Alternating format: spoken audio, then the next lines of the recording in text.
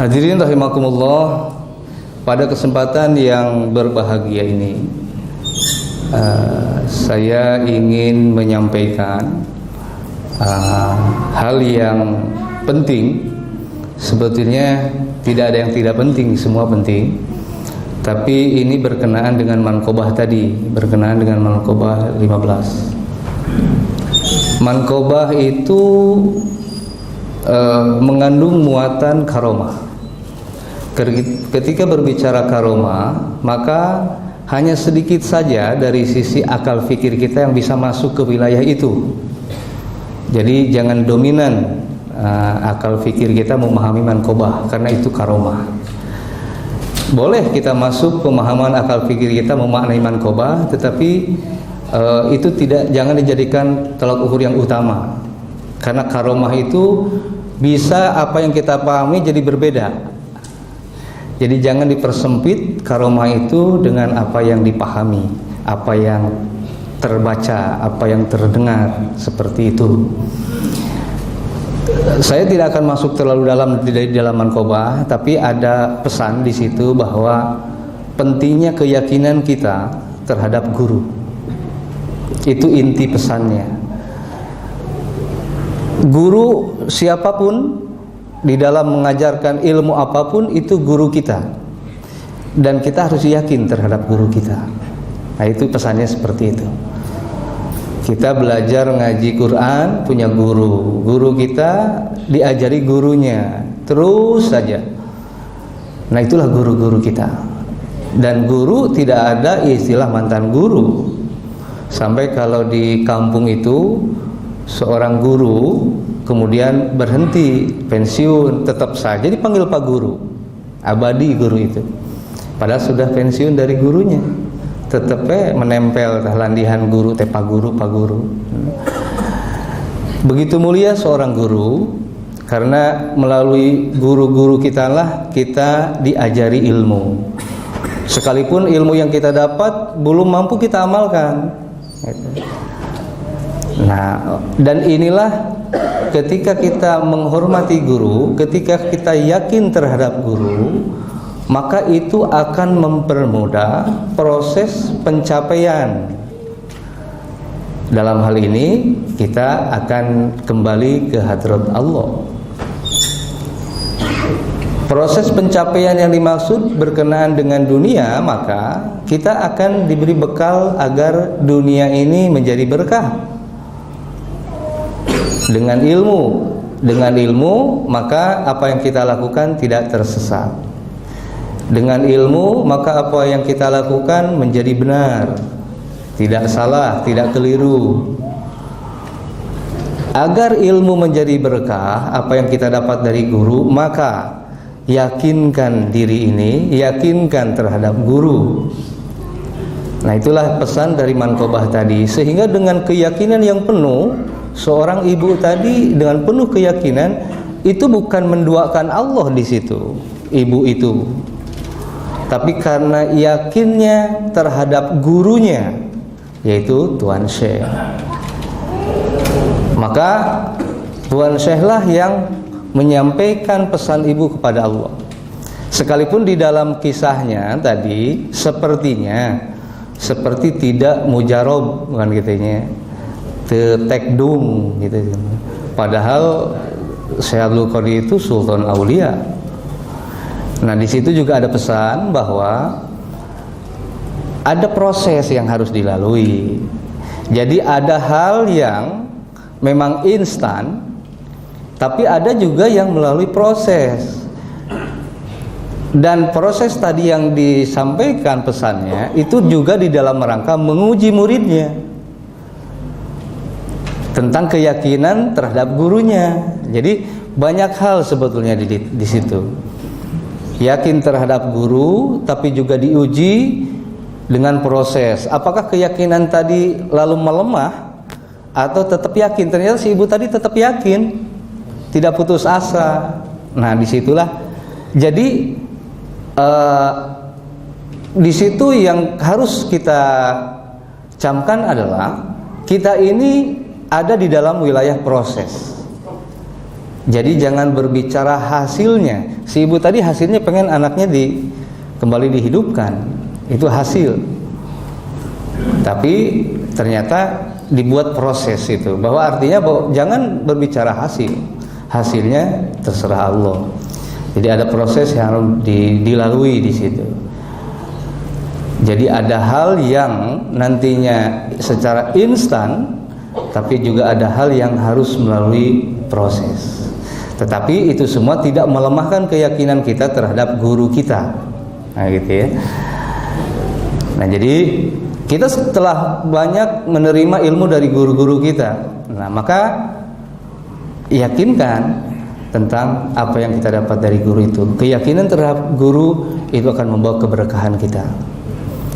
Saya pernah menyampaikan bahwa sesungguhnya dalam hakikat pencapaian kita wusul ilallah, pencapaian kita kepada keberkahan Allah itu hanya sedikit saja dari apa yang kita lakukan sebetulnya.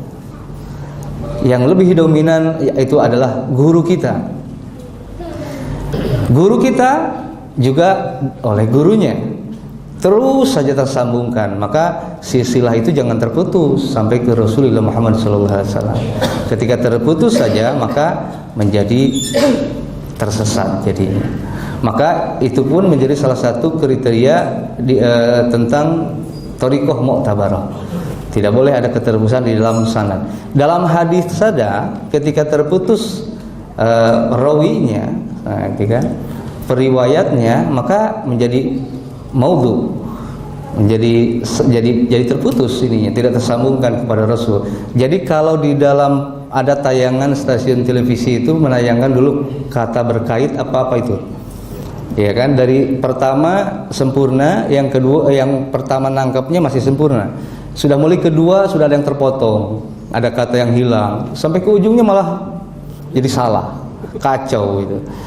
Jadi ya, nah maka tidak cukup juga tersambungkan sanad itu, tapi juga harus dilihat siapa penyambung ini. Kalau yang menyambungkannya pelupa, gitu. Kalau yang menyambungkannya juga pendusta, gitu ya. Jadi tidak cukup ketersambungan itu ada, tetapi juga ketersambungannya benar-benar orang-orang pilihan, gitu ya. Nah maka keyakinan itu harus ada, sebab tanpa keyakinan maka akan hilang keberkahan. Nah sekarang pertanyakan pada diri kita, bagi kita yang sudah mendapatkan ijazah dzikir melalui wakil talqin. Jadi yang mengijazah itu bukan wakil talqin, tapi melalui wakil talqin. Ijazah itu haknya mursyid, talqin itu haknya mursyid. Wakil talqin hanya penyambung lidah, hanya penyampai amanah. Ya, jadi bagi kita yang sudah mendapatkan ijazah melalui wakil talqin atau langsung oleh secara zahirnya dulu dengan guru kita pengesah apa. Nah maka apa kita yakin tentang guru kita? Tanyakan kepada diri kita, seberapa kuat keyakinan kita terhadap mursyid? Apa yang kita buktikan dari keyakinan itu? Karena keyakinan harus dibuktikan. Apa hanya yakin bahwa guru kita ini mursyid, bahwa guru kita ini wali, bahwa guru kita ini sultan misal? Kita yakin seperti itu, tapi keyakinan itu harus dibuktikan, artinya harus diwujudkan, diaplikasikan keyakinan kita. Nah tinggal apakah kita sudah mengamalkan sesuai tuntunannya atau belum. Kalau belum, nah berarti masih abu-abu keyakinannya. Bulatkah keyakinan terhadap mursyid? Seberapa bulat juga kita pengamalannya? Seberapa banyak juga kita telah mengamalkan tuntunannya? Kalau kita hanya cukup dengan yang minimal, gitu ya. Guru bijaksana, dzikir jahar itu boleh 3 kali kalau sibuk, kan begitu. Karena ada kebijakan itu, maka lalu selalu sibuk jadinya. Zuhur sibuk, karena kerja inilah zuhur. Padahal sebetulnya masih bisa dipaksa itu 165, masih keburu kan. Tapi karena masih kerja, perlu ngobrol dulu, ngopi dulu kan begitu. Jadi sibuklah ceritanya. 3 kali. Asar, gitu juga. Waduh, ada jajanan lewat ini. Kayak itu kalau di 165 kelewat nggak kebagian ini. Nah, sibuk jadi sibuk lagi itu. Maghrib terus gitu ya.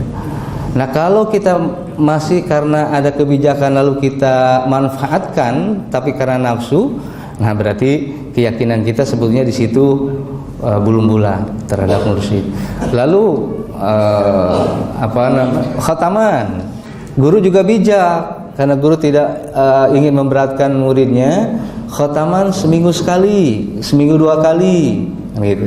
Sudah gitu seminggu sekali, yang 100 boleh 3 kali. Wah, enak betul ya. Ada bijaknya ini guru. Ya sudah, guru kan boleh 3 kali nih. Hasbunallah 3 kali. Itu kan Imam Maula 3 kali. Ya Latif parahnya 3 kali lagi. Tapi nggak ada ya kalau ya Latif 3 kali ya. Mau ya Latif selesai. Sesibuk-sibuk awal masa ya Latifnya 3 kali kan? Enggak lah ya. Tapi itu menunjukkan bahwa kita ini sebetulnya masih belum yakin ini, ya. Karena pengamalannya masih seperti itu. Nah, lalu apa yang membuat kita kurang yakin? Apa yang sudah menjadikan kita bulat keyakinan terhadap? Jadi ada 2 hal. Apa yang telah membuat kita bulat keyakinan terhadap mursyid? Lalu apa yang belum, gitu kan, membuat keyakinan bulat? Nah, gitu ya. Bapak Ibu bisa menjawab begini, saya yakin kepada mursyid karena saya pernah ditunjukkan oleh mursyid, saya pernah. Nah, pasti berbicaranya apa yang dialami. Lalu yakin, pernah saya di jalan tol ada macam-macam gitu ya, kecelakaan beruntun, tapi saya tiba-tiba saya langsung ingat ke Abah, sampai saya selamat. Wah, gitu kan, ada pengalaman. Tapi yang belum ada pengalaman, ya kadang-kadang keyakinannya ya begitu. Pernah saya mimpi macam-macam. Biasanya berkenaan dengan apa yang dialami, apa yang dirasakan, lalu lahirlah kebulatan di dalam keyakinan. Nah, dia seperti itu. Nah, yang belum yakin, misalkan karena belum ada pengalaman, baik itu pengalaman yang secara ruhiyah atau pengalaman apa yang dialami di alam nyata. Misalkan di dalam usaha lalu diberikan kelancaran usaha dan harta penghasilan yang melimpah dengan cara kita berrobitoh, bertawasul kepada mursyid misalnya. Nah, jadi seperti itu ya. Nah, hubungan kepada manqobah yang 15 tadi itu betul-betul keyakinan yang penuh. Artinya dirinya sudah tidak ada lagi di situ. Maka ada istilah fana fi syai'. Kita mendiadakan diri, menghancurkan ini diri kita, aku kita, yang ada adalah guru, yang ada adalah mursyid. Nah, si ibu itu dalam posisi itu. Si ibu tadi itu. Dia yang ada hanya Tuan Syekh, yang ada Tuan Syekh. Dalam manqobah yang lain pun ada juga yang seperti itu. Tahunya hanya Tuan Syekh saja. Sehingga ditanya Munkar wa Nakir, dijawabnya Syekhul Qadir saja terus. Akhirnya beliaulah yang mempertanggungjawabkan. Seperti kalau di kitab bawa ke alam fikir, ini Tuan Syekh ini siapa sebetulnya? Kok sampai segitunya? Seperti melebihi Nabi, seperti gitu ya. Nah, hadirin, ketika sudah Allah yang berkehendak, siapapun gitu ya, apapun bisa Allah lakukan, gitu ya. Nah, jadi kembali kepada Allah, semua kepada Allah. Tapi Allah juga mengikuti keyakinan kita, prasangka kita. Kalau tadi kita yakin kepada guru kita adalah kekasih Allah, maka sah saja. Bukan dalam arti musyrik di situ bahwa Tuhan saya lah yang menghidupkan, tapi Tuhan saya yang menghantarkan. Itu seperti itu. Nah, lalu bagaimana cara kita mempunyai keyakinan yang penuh kepada mursyid kita? Bagi yang sudah berkeyakinan penuh, tinggal ditingkatkan saja keyakinannya. Soalnya rentan ini ketika guru kita sudah tiada, tidak bersama kita ini secara zahir, wafat. Ini rentan ini masalah keyakinan ini. Jadi betul-betul diuji.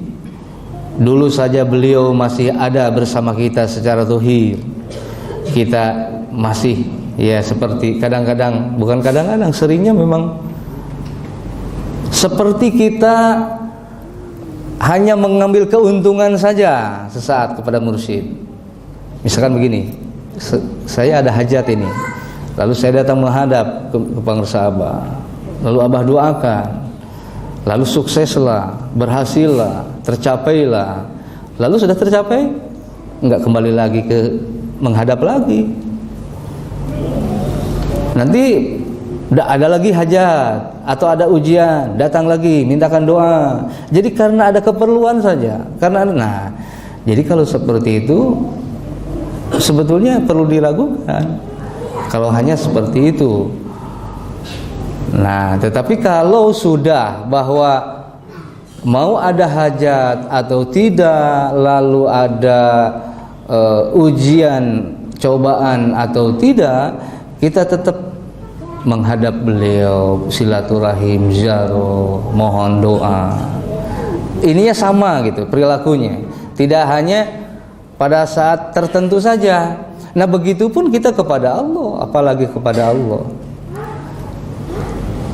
Jadi seringkali kita melakukan aktivitas ibadah yang sedikit saja rajin, ada maunya. Yang tidak bisa biasa tahajud lalu tahajud, tumben. Nah gitu ya. Nah pasti ada maunya. Setelah maunya itu ada, tidak mau tahajud lagi, sampai karena ada hajat sampai dipasangkan alarm itu, karena harus tahajud ini, mohon doa nanti di tahajud, sampai enggak bangun, dimarahin istri itu, kenapa enggak bangunin, kalau saya pengen tahajud, pengen doa di situ. Nah gitu ya. Tapi udah selesai, ketika bunyi beker malah dimarahin istri, kenapa dibunyiin alarm. Nah kebalikannya. Jadi itulah manusia. Jadi penuh dengan intrik nafsu. Nah, jadi hadirin, untuk membangkitkan tentang keyakinan terhadap mursyid, karena ini penting, sangat penting.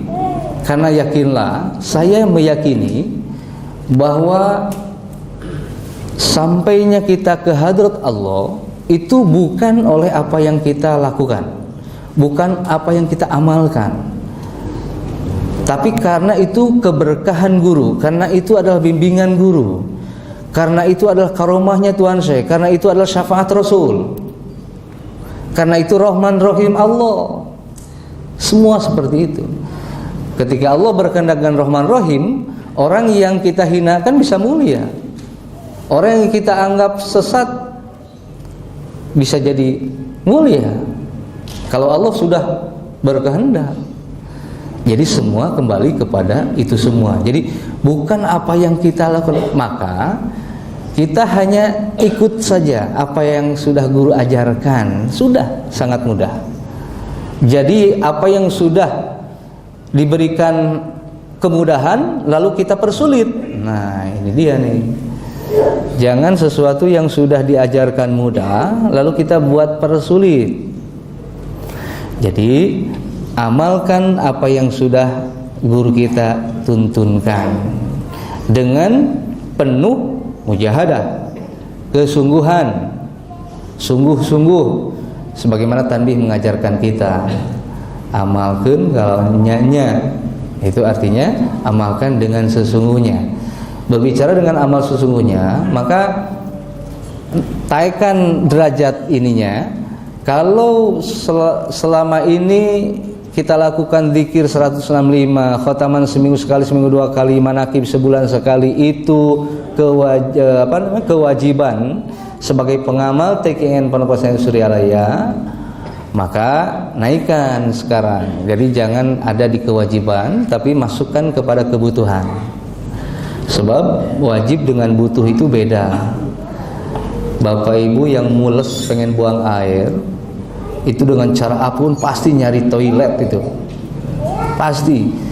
Mau di jalan tol kita, mau di mana, sampai nggak ketemu. Kalau laki-laki mau pipis, sembarang akhirnya. Kan gitu. Itu karena butuh. Kalau wajib itu selesai dilakukan, sudah selesai kewajibannya. Tapi kalau sudah butuh, selesai dilakukan, dia nagih terus, nagih lagi, pengen lagi, mau lagi. Nah, itu butuh. Nah, kalau sudah pada kebutuhan, nah maka sesungguhnya kita sedang ditaikkan derajatnya, makomnya oleh guru. Karena semua tidak lepas dari bimbingan guru kita, hadirin. Jadi dengan caranya beliau di barzah, beliau terus membimbing kita. Karena aulia Allah itu bal ahya, mereka hidup di alamnya, membimbing kita. Masalahnya kita tidak merasakannya. Ada yang merasakan. Dirasakan atau tidak dirasakan bimbingan beliau, yakinkan bahwa beliau terus membimbing kita. Dengan keyakinan itu, maka beliau terus membimbing kita. Jadi jangan dituntut harus dirasakan bimbingannya. Karena dirasakan lalu saya sudah mata bimbingan. Tidak dirasakan, saya kok nggak dapat bimbingan. Nah, jangan seperti itu. Jadi di dalam hal apapun kita harus mengambil yakin yang positifnya. Karena ketika kita mengambil yakin yang negatif, maka menjadi negatif. Jadi kalau kita merasa tidak dibimbing guru, lalu yakin tidak dapat bimbingan karena memang tidak dirasakan, maka yakinlah tidak dapat bimbingan. Gitu. Rugi jadinya. Ya. Nah, jadi yakinkan bahwa guru senantiasa membimbing kita. Ciri, nah inilah ciri dari bimbingan guru itu, ketika lupa zikirnya diingatkan lagi. Itu ciri kita sudah mendapat bimbingan guru. Karena kalau tidak bimbingan guru ya lupa terus. Kita kan gak lupa terus, ada ingatnya lagi, muncul lagi khofinya. Itu salah satu ciri bahwa sesungguhnya kita sedang dibimbing guru. Ya.